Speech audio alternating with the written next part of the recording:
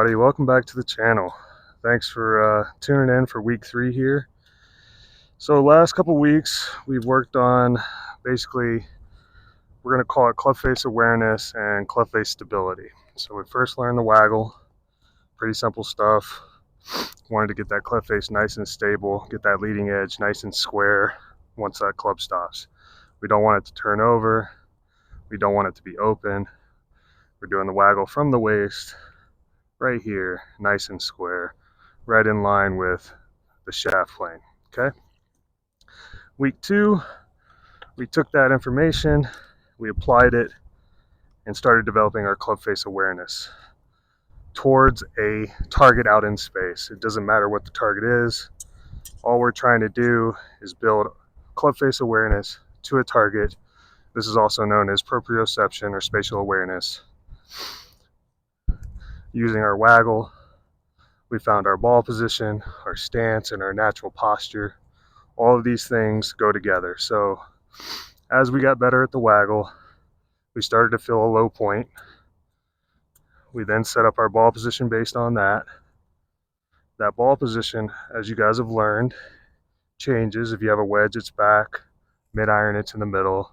Long iron, it's forward. Woods, it's a little more forward. Very small adjustments, but given the modern clubs have offset, this is how you have to play the game. So, what's week 3 all about? Well, this week we're going to build your backswing. And as I've explained before, golf is very counterintuitive. In order to build a backswing, we actually need an intention out in front of the ball. We'll say about a foot, maybe 2 feet at the most, just so you don't hit your training aid. But as you can see, I have 3 alignment sticks set up here. The first 2 don't change. If you're a more advanced player, you bring them closer to the ball. If you're less advanced, give yourself room. Again, we're building club face awareness, continuing our waggle. None of that ever changes. Ball position, stance, posture, all of that is the same. But now we've added this alignment stick, and what are we going to do with it? Well, quite simply, we're going to try and keep this nice, stable club face that we've built square over this entire alignment stick, just like that. Okay, it's not going to be easy for some of you. Some of you are going to be coming from the inside, some of you are going to be coming from over the top, but we're going to get to all of that and we're going to work through that. Okay, so I haven't had a whole lot of warm up, but we're going to try and hit one for you just so you get an idea of what we're looking at here. So going to continue our waggle process, continue our ball position, club face awareness, and then we're just going to try and keep that club face square right over our target out here.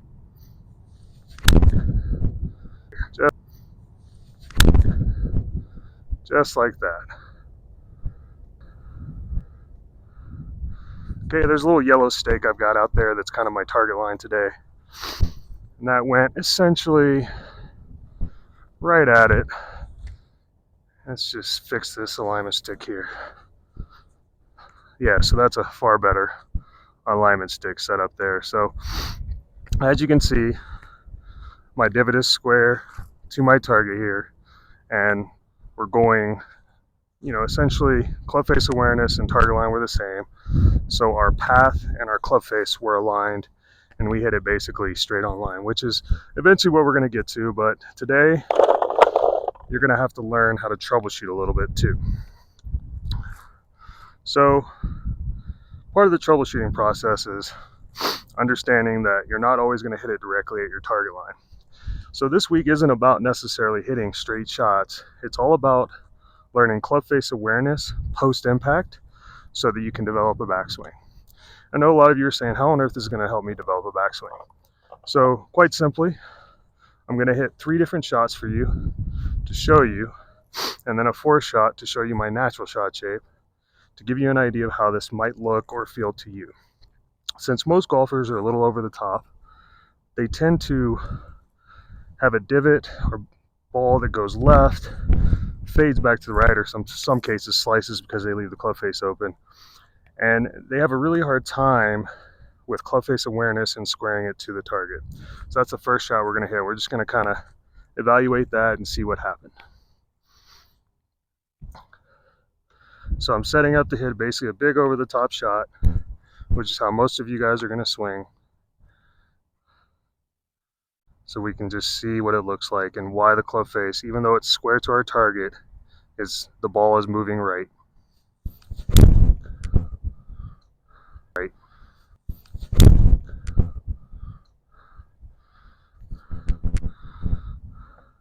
So as you see there, my club face is pointed way left of this line, which that's not the goal of this drill, right? The goal of this drill is like this divot to go straight over our alignment stick. Very simple stuff.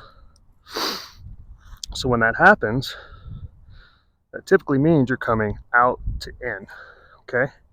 When we're doing that, there's nothing wrong with it. I don't want you guys to feel like there's anything wrong with this. I just want you to understand that this week we're going to build your swing awareness. For those of you that are doing this, just understand most of you are probably ripping it to the inside and swinging over the top because that's just natural for the body to do. We're not going to try and fix that. If you're hitting the ball solid, if it's consistently starting left of your line and fading back to basically where this is aiming, don't mess with it. Just keep hitting balls until you get your ball position perfect and you get that waggle just really ingrained, okay? We're going to troubleshoot next week. For those of you hitting it from the inside and hitting a hook like this, there's going to be a little different procedure for you. So this is going to be a big hook, because I would imagine those of you that are hooking it are probably just throwing your hands at the ball.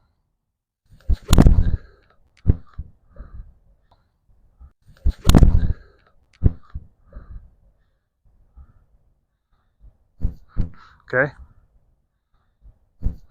Okay? So as you can see, my divot is right of my target line here. The club face was not square to the target line at impact. So essentially I'm hitting a draw, or in this case, a pretty big hook. The idea with you guys is you're probably ripping it to the inside, keeping it inside, and then flipping at impact, go humping, all that bad stuff. But don't worry about it. We're not going to fix that this week. What we're trying to do with this drill is get you guys on as neutral of a path as humanly possible for you.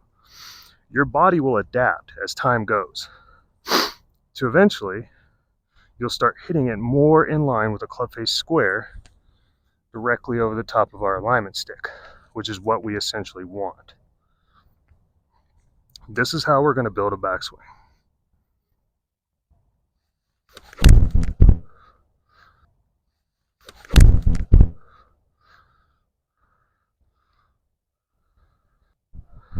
So that ball was much straighter.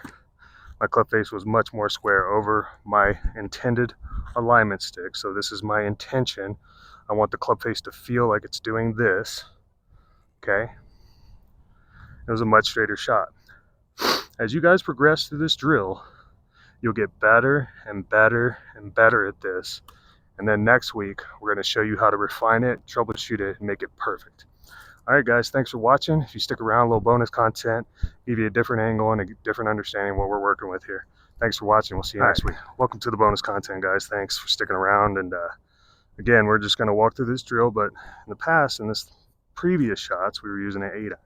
It's a great iron to start with, 7-iron if you're more comfortable, wedges if you're a beginner. But as we progress, we need to go to longer irons and wood, so I need to show you how that works. Real quick, I have a 6-iron here. I'm just going to hit one shot for you and give you an example of how the ball position will affect everything.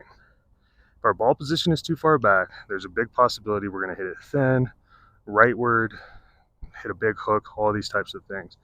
If it's too far forward, it's possible we're going to come over the top, swing left of our stick, hit a big slice. So what I want you guys to really focus on, and the reason I'm showing you this is because ball position is paramount in this drill. As we're waggling, I want you guys to feel the bottom arc. Boom, boom. So it's a little bit back in my stance, right about there. So we're going to put the ball just slightly back in my stance today. Could be because I'm on a slight uphill slope here. Hard to say. Doesn't really matter. The drill itself is intended to perfect ball position on all lies. So we just keep waggling, keep aligning, and we just try to keep the club face square over our alignment stick and swing.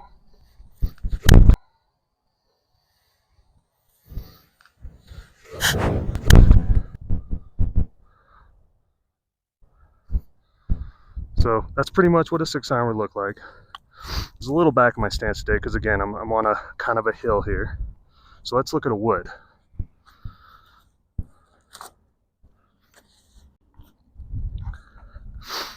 So I got a 3-wood here.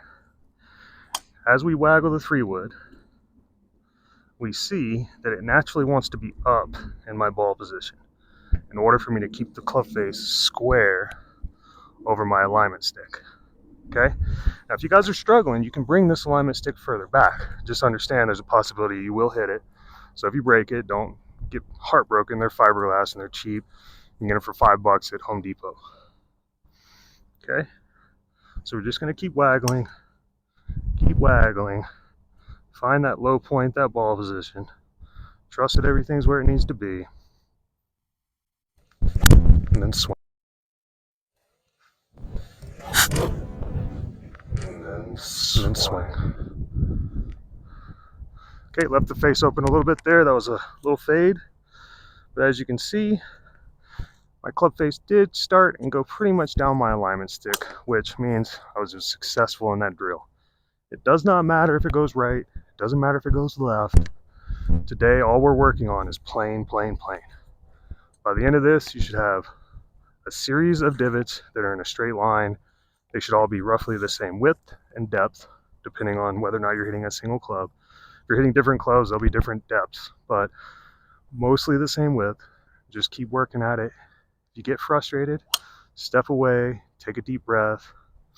This drill's not meant to be hard. It's meant to be fun, and it's meant to give you some awareness over your club face and where it's going post-impact. If you're worried about how it's going to develop your backswing, I'll get into that next week. So for this week, just try the drill. Thanks for watching. We'll see you next time.